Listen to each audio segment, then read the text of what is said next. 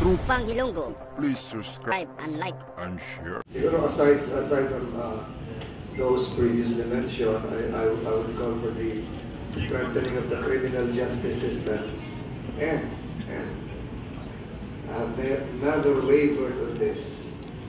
Past two Congresses, although some of my colleagues here might disagree, last two Congresses I have filed measures calling for the imposition of the death penalty. Di pa rin nagbabago yung pananaw ko yan, that would be a great deterrent, lalong-lalo na sa mga heinous crimes. So, on that aspect, I won't change my mind. I have been very consistent. That would really forestall, prevent any surge of crime, especially those coming from drug influence criminals. Yun lang po. Salamat. Thank you. Yung pag-address ng peace and order problem sa corruption, nag-emanate ito not from legislation but yung poor or lack of implementation of existing laws. For example, yung isa sa mga una ko na ay pasambatas, yung Anti-Red Tape Act. Pero hindi naman ito masyado na-implement properly kasi sa Anti-Red Tape Act, ayon sa batas, pagka simple transaction, 5 araw lamang o 3 araw lamang kailangan ma-approve na or ma-deny. Kapag hindi ito naksyonan, approve na ito. Pagka complex transaction, meaning magko-crossover ito sa mga iba't ibang ahensya, dapat 10 araw lamang. At kung hindi ma-aksyonan, deemed approved. And sa signature, binawasan natin yung signatories. Maximum 10, maximum 5 sa simple transaction. Pero hindi nasusunod. So, ang problema nasa implementasyon. Customs Modernization and Tariff Act, for example. Nag-modernize, nag-computerize, pero hindi naman mag-automate. I remember in one of the committee hearings sa budget, tinanong ko yung Bureau of Customs, bakit hindi pa kayo naka-automate? Ang tagal na naipasa ng CMTA. Sabi nila, funding. Magkano kailangan nyo? Sabi niya, 15 billion. Sige, hahanap ako kung saan ako pwede mag-realign. Isabi nyo sa akin yung mga requirements, mga detalye, na sa ganon, nakapag-realign ako ng 15 billion pesos para makapag-automate kayo. Hindi na dumating. Ayaw nilang mag-automate kasi mawawala yung human intervention. Marami pang batas, yung National ID. Ako rin po yung nag-sponsor doon sa Senado. Naipasa, napakaganda ng intention kasi crime prevention at the same time yung transaction, government transactions, masimplify. Kasi merong ID. Ang ID po natin sa katawan, 38 sa ating wallet, napakakapal. Dinawasan natin, ginawa natin isa lang, uniform ID, foundational yung ID. Ano nangyari? Hanggang ngayon, marami pa sa ating mga kababayan, wala pang na-issue na ID. Bakit? May nakialam sa bidding, sa pag-award ng supplier. So, nasa implementation mostly. Doon tayo nagkukulang. So, kailangan siguro, pag kami nakabalik sa Senado o napunta sa Senado, pag-aralan natin mabuti yung oversight. Kasi ito lagi namin nirereklamo sa mismo si Senator Tol. Kapag ginagawa na yung IRR, para sila nag-create ng bagong batas, inaamyendahan yung batas na naipasa ng Kongreso.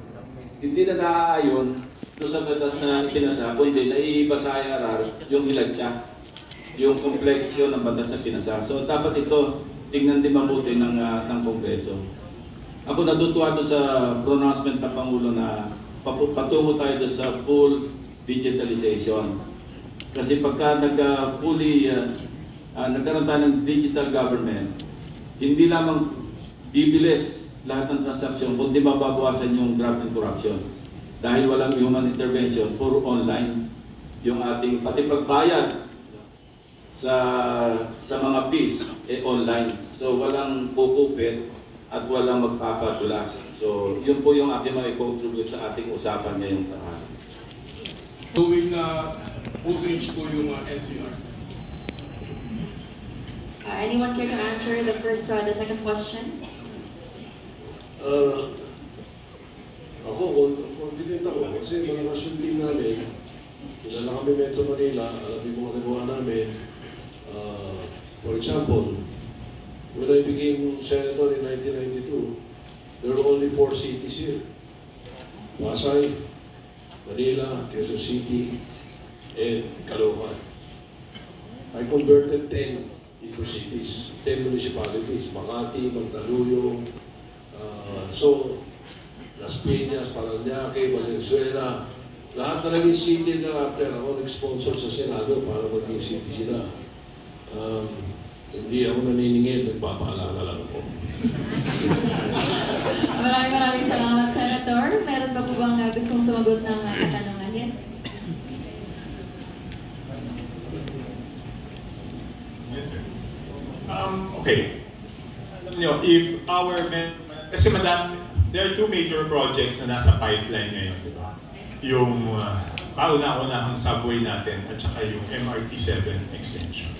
So ito yung mga foreign assisted projects, so kailangan po nito may counterpart po sa budget. No? So kung maintindihan lang ng ating mga babayan, malalaman nila kung gaano kalagay yung subway dito sa atin, sa Metro Manila, para and yung MRT-7 extension, at kung gaano kahalaga ang suporta ng ating mga kaalyansa para matuloy itong mga projects. Maparami mga projects nito. Naniniwala po ako na susuportahan po nila yung mga kandidato ng alyansa. Thank you. And thank you very much. Yes, Senator? Without sounding arrogant, malaking pasasalamat namin at ang campaign manager namin, si Congressman Toby Tiangco. Very efficient. Ngayon lang muna late yan kasi meron niyang sinasabi niyang may event sa kanilang lugar. At kami nagpapasalamat din at yung full support ng Pangulong Marcos nandito. Every time merong out of town, nandiyan siya kasama ng alyansa. At malaki talagang tulong na may bibigay kapag ang Pangulo mismo ng Pilipinas ay nagbibigay ng kanyang unqualified support. Madagdag ko lang we are confident but we don't want to be complacent. Otherwise, kung sobrang kumpiyansa po ang alyansa, wala ko sa rally sa Metro Manila, hindi na kayo mag-rally sa Ilocos o Iloilo, wala na sa Mindanao. Ibig sabihin, we're still courting the votes of the voters. Maraming salamat po. Maraming salamat. Anybody else from the group? Kumpiyansa kami sa grupo ng alyansa na ma-2-0 namin dito sa Metro Manila dahil unang-una suportado kami ng Pangulo at ang programa ng alyansa ay para talaga sa mga may hirap para sa sambayang Pilipino. Nagkaroon tayo ng trabaho at hanap buhay ang bawat pamilya.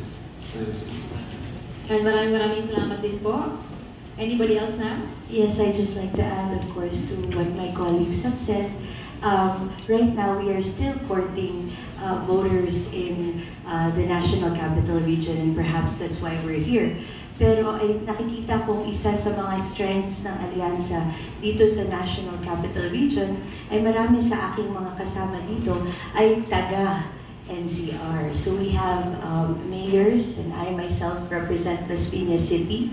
Having grown up here, I have an understanding kung ano yung mga talagang pangangailangan ng residents ng National Capital Region.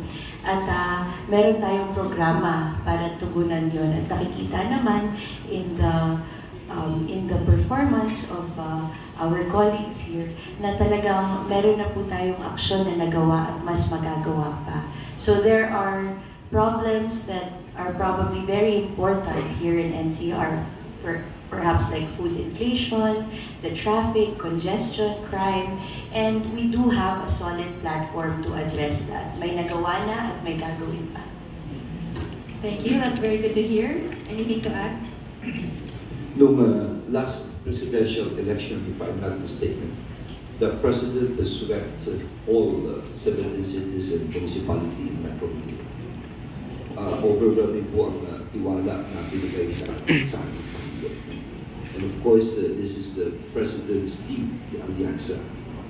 At tama po si Camille, we have our own platform. Sama-sama po kami sa programa ito. At mas kikilatisin nyo ang bawat isa sa amin.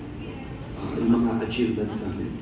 I come from Mandaluyong, it's one of the cities in NCR. And my record would speak for myself in housing, in healthcare, in education, etc. So siguro maging makapalurit na lang po sa ating mga kababayan dito. At importante naman yun it's really for our future. And I do hope they vote all of us pag yung araw ng election. Maraming salamat. Yes, sir, go ahead. Kagaya po na sinabi na kahit pa paano po, meron din naman tayong naiwang footprints dito sa Metro Manila as former MMDA chairman myself. Malapit-lapit din po rito yung PITX na halos sinimulan ko. Narinig ko kanina yung MRT7. Alala ko pa, ako yung NCRTC na, nung una namin sinimulan yan. Nag-poster ang Skyway. Marami pa iba. So kahit kung ano siguro, kagaya ni Senator Soto, ay maalala pa rin naman tayo na nagsilbi rito as MMDA chairman. Pero nagtatrabaho pa rin tayo. Katabi ko, Mayor ng Makati. Siguro nga po, speaking for myself, I guess, kami sa Makati, kalat naman kung ano yung mga benepisyo na natatanggap ng mga Makatizens. So, yung mga Marites at mga Tolits dito sa Metro Manila, alam na alam yung mga nagawa na natin sa Metro Manila. So, the Alliance is a really good complement. Merong galing sa executive, merong galing sa legislative, at merong kanya-kanyang experiences that have somehow contributed to Metro Manila. Alright, thank you so much. We so yung mga voters natin para po or ma-present natin ating platform to sway the voters here in the Metro Manila. Thank you. Go ahead, Senator Avalos.